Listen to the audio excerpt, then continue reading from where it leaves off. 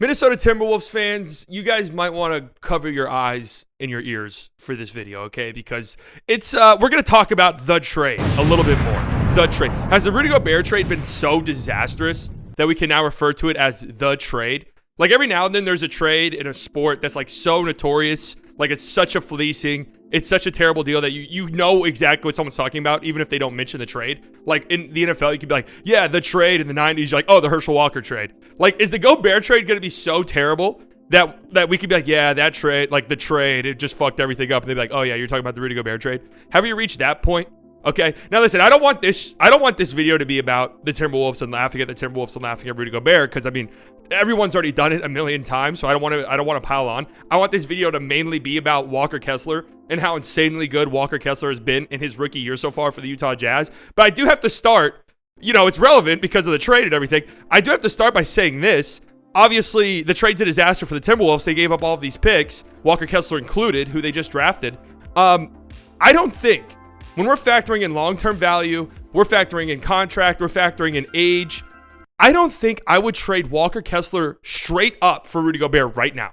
After 30 games into the season, from what we've seen from Rudy Gobert and the Timberwolves, what we've seen from Walker Kessler and the Jazz, I genuinely do not think I would trade Walker Kessler straight up for Rudy Gobert. I know that sounds nuts. That sounds insane. I'm not saying Walker Kessler is a better player than Rudy Gobert right now. I don't think that he is. I'm not saying Walker Kessler will ever be as good as Rudy Gobert was in his peak, because I don't think that's necessarily true either. We're talking about a 3-time Defensive Player of the Year in Rudy Gobert. We're talking about one of, widely considered, even though for some weird reason, Rudy Gobert is like the most hated guy in the league. Like, nobody likes him at all. And I do kind of feel bad for him sometimes, but then he does dumb shit like Elon Musk tweets that are like weirdly transphobic and like COVID denial. Like, it's just weird shit. But like, he's so hated, I almost want to give him a hug. But I don't know. He was widely considered one of the greatest rim protectors of all time. And I'm not saying Walker Kessler will ever get there. But man, their production is not far off right now for a 21-year-old rookie versus a 30-year-old who has like 5 years left on his contract making $40 million a year. I honestly don't know if I would trade Walker Kessler straight up for Rudy Gobert. And I'm going to get into why. Like, I really want to talk about Walker Kessler, man. I watched so many Jazz games this year. They're so fun to watch. Offensively, they're amazing. Defensively, they've fallen off a little bit. But that's not because of Walker Kessler, because he's been so incredibly good. And as a rookie, especially a rookie big man who, coming into the draft, there's kind of a question mark, right? Because nobody knew how he would play. They knew he was a great rim protector, a good shot blocker, but he was tall. He's not necessarily the most explosive guy, so there was a lot of concerns about, well, if you get switched down the perimeter, which is such a problem for modern bigs, how is he going to respond? And he's been so damn good, man. And I want to talk about it because as of the time I'm recording this, the Jazz beat the Pelicans last night. And I mean, he had several different possessions where Zion was on him, and Zion had the ball in the perimeter. And granted, one possession, Zion just detonated on him, absolutely exploded on him. But what I love most about Walker Kessler so far in the season, he didn't give a fuck. He came back out the next possession, I think a few possessions later, and got a block on a Zion Williams drive. He had another block earlier in the game on Zion. I think he had 3 blocks total in the game, and he has that. We talk about scores and offensive players. We want them to have like a fuck you factor, right? We want them to have I missed my last 7 shots, but give me the ball. I'm going to score. I'm going to score it on you. I'm going to embarrass you. We also want shot blockers and defenders to have that mindset too. Like, yeah, you might have got me last possession. You might have dunked on me. You might have broke my ankles or whatever, but I'm still about to D you up right now. And Walker Kessler has that ability right now.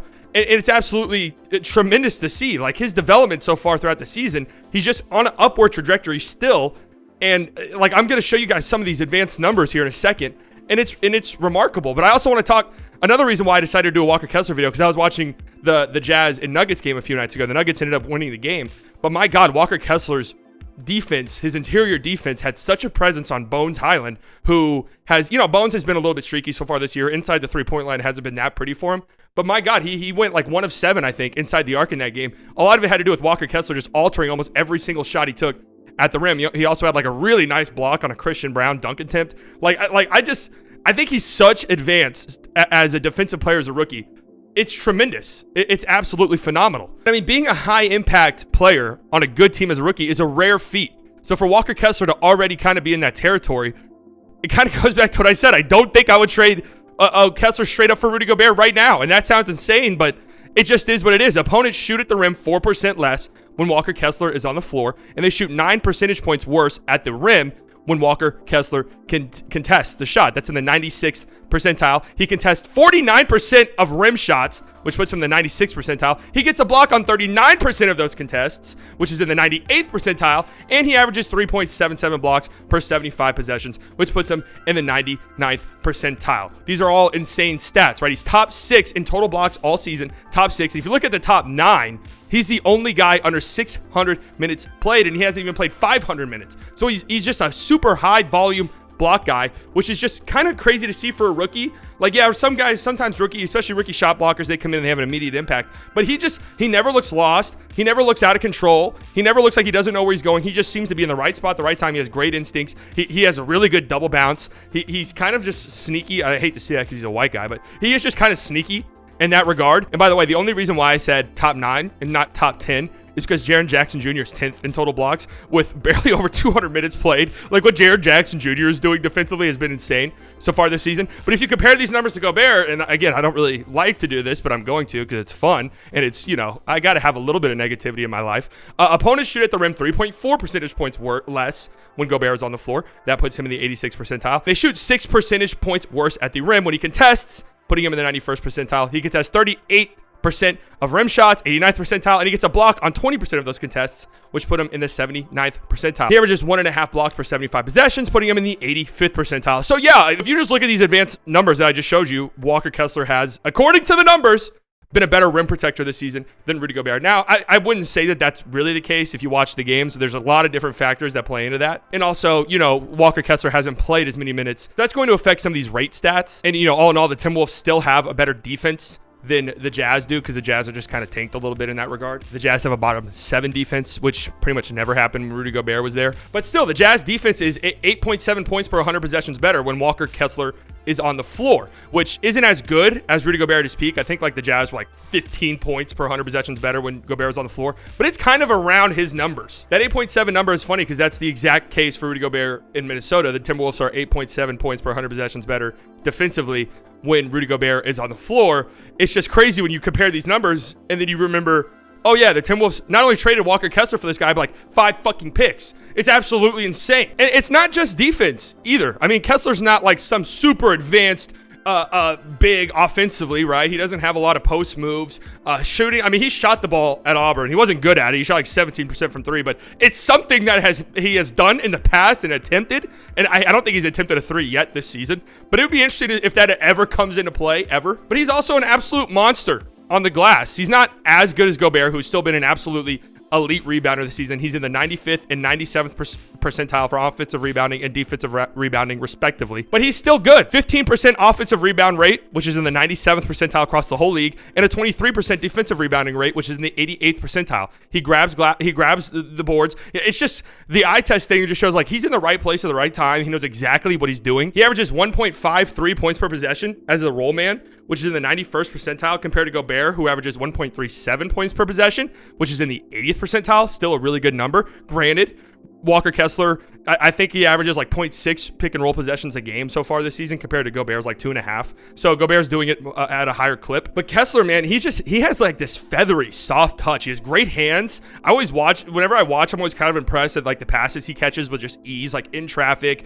with a defender's hand in his face. He just catches it, goes up. He has like this knack for these reverse layups, which look really, really sick. Just has great touch around the rim. I think he has like a 78% true shooting percentage or something crazy like that, which makes sense, right? His shot diet is pretty much exclusively shots at the rim fed by other players. But when you factor that in with his defensive ability, it's something.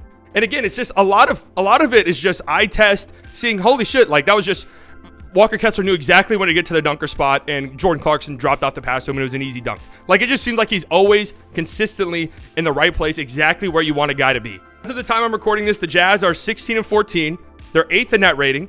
The Timberwolves are 13-14. They're 19th in net rating. Granted, the Timberwolves have had some injury issues here and there. Right, Cat's missed an extended period of time at this point. But more importantly, I think like the vibes are fucked. And if you watch me, I'm a big believer in vibes. Like, I think that you could watch a team kind of feel out their vibes and say, oh yeah, that team's struggling. That team has issues. Like, I watch the Atlanta Hawks, I'm like, oh yeah, there's something going on behind the scenes there. I watch the Dallas Mavericks sometimes, I'm like, oh yeah, somebody got punched in the face at some point in the offseason. I watch the Timberwolves, and it feels like, and I don't know if this is a Rudy Gobert problem, but it feels like almost like how the Jazz felt last year. This feels like a team the Timberwolves do that have been together and played together for 5 years, and now they're fed up with each other, and they've only played with each other for 30 games. So I'm very concerned where this is headed for the Minnesota Timberwolves, obviously, as much as everybody else is. That's why I don't really want to talk about it that much, because everyone else already has. But then I look at the Jazz, and I'm like, all of these young guys, they're all playing incredibly well together. Will Hardy's a tremendous coach, and now you have this he's like 7'3". Walker Kessler's fucking huge, right? You just watch him play and he just stands in the paint. Like, imagine being so big, all you have to do is this pretty much, and like you're a good defender immediately. Like, that's how Walker Kessler is, but he moves well. Again, he always seems to be in the right spot. He does a good job of contesting without fouling. He just does a great shot of altering shots at the rim too, even if they don't end in blocks. I just watch him and I'm like, oh my God. Like, this trade really is a disaster. And I don't want to, I wanted to hold out hope longer than most for the Timberwolves, because it's just sad that a market like Minnesota would have this great season last year, and then they make this trade, and now they're fucked permanently.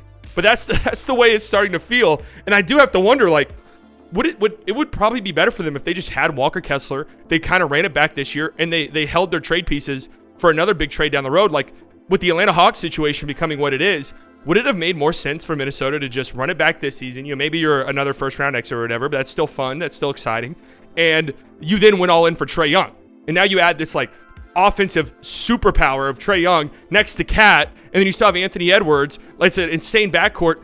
I don't know. I'm just thinking out loud at this point, because every time I watch Walker Kessler, I can't help but think about Rudy Gobert, even though it's not really what I want to do. Damn. Walker Kessler, good.